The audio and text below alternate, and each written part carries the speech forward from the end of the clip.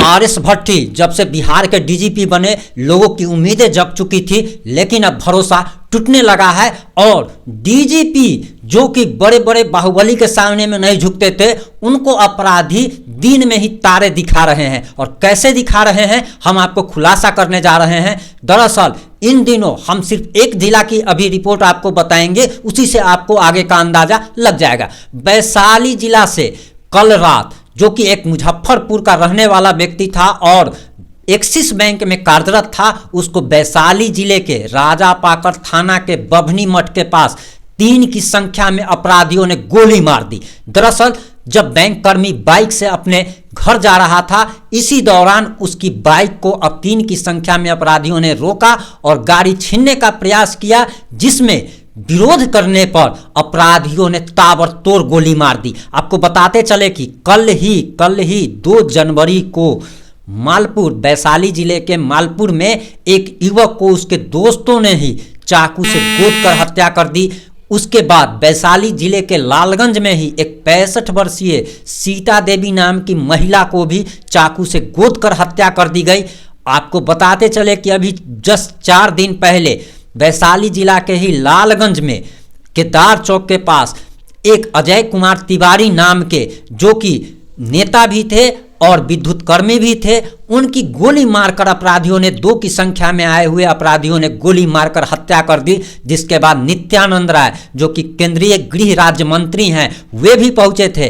केंद्रीय गृह राज्य मंत्री नित्यानंद राय के साथ अजय कुमार तिवारी, जो कि मृतक था, उसके बहुत अच्छे संबंध थे।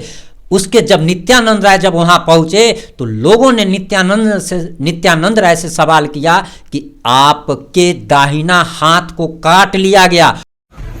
तो आपका सर एकदम दाहिना हाथ कटा है सर, बहुत बड़ा सिपाही था।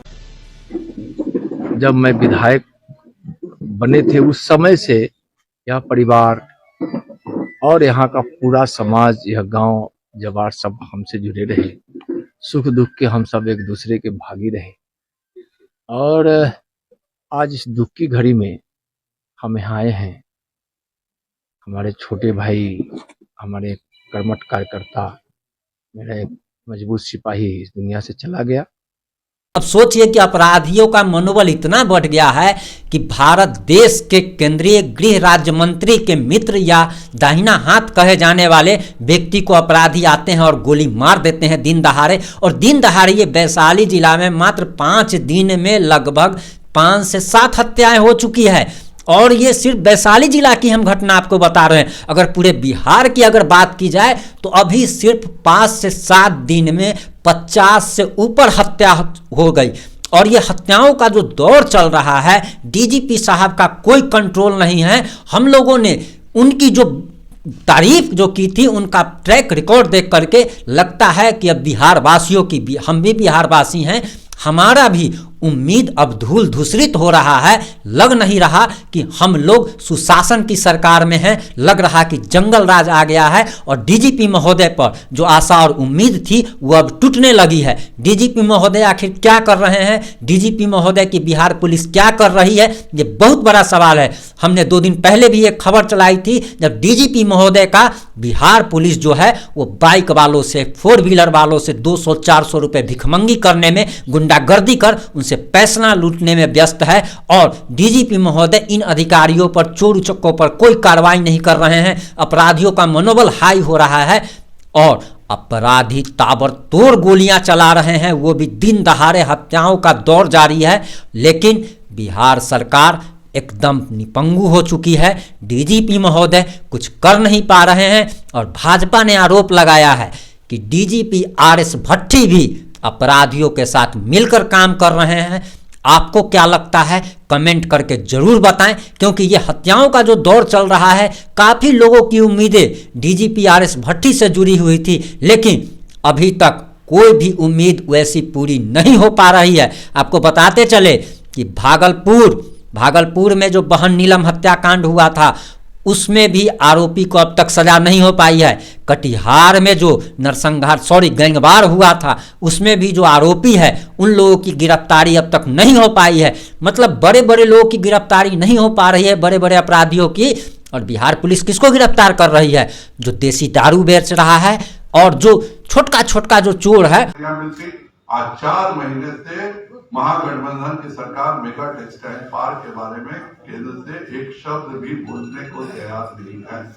तो यह सरकार जो है यह उद्योग विरोधी सरकार है, यह सरकार युवाओं के रोजगार विरोधी सरकार है, यह सरकार यूरिया और माफिया की सरकार है, यह सरकार जितने भी आपराधिक तत्व हैं उनकी सरकार है। और यह तो आईपीएस का भी जो ट्रांसफर हम लोगों ने देखा है, मुझे लगता है कि बिहार के, मुझे तो भट्टी साहब से ये उम्मीद थी कि कम से कम वह ईमानदार अफसरों को आगे बढ़ाएंगे, लेकिन जो नई ट्रांसफर की लिस्ट बनी है वह साफ बता रहा है कि अब जो ईमानदारी से अपराधियों को पकड़ेगा वह उसका तबादला हो जाएगा और बेईमान ही लोग अब बिहार में राज करेंगे। कारखाना चालू हो गया है, गोरखपुर का कारखाना चालू हो गया है, पूरे देश में कहीं यूरिया की कमी नहीं है, तो बिहार में एक कृत्रिम यूरिया की कमी बना करके जो व्यवसायी हैं और जो कृषि के पदाधिकारी हैं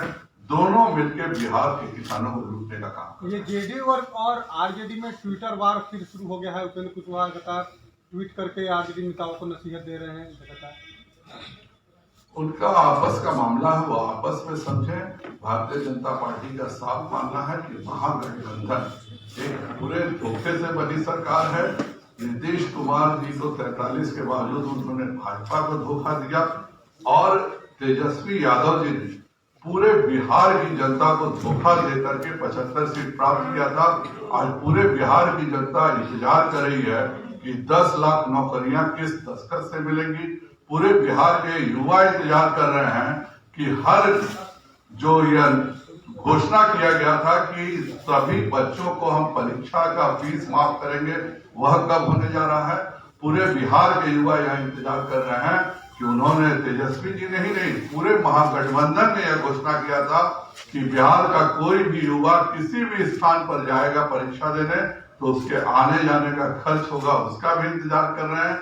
वो उसका भी इंतजार कर रहे हैं कि जब पिछली बार क्वेश्चन लीक हुआ था तब तेजस्वी जी ने इसको कहा था कि जो भी परीक्षा देने बच्चे आए हैं उन सबको 5-5 हजार मुआवजा मिलना चाहिए, जिससे कि वह दोबारा परीक्षा दे सके। आज जब बीपीएससी और बीएसएससी की परीक्षा लीक हुई है तो वह सारे युवा बैठ के इंतजार कर रहे हैं कि तेजस्वी जी का 5,000 रुपया उनके खाते में कब आएगा।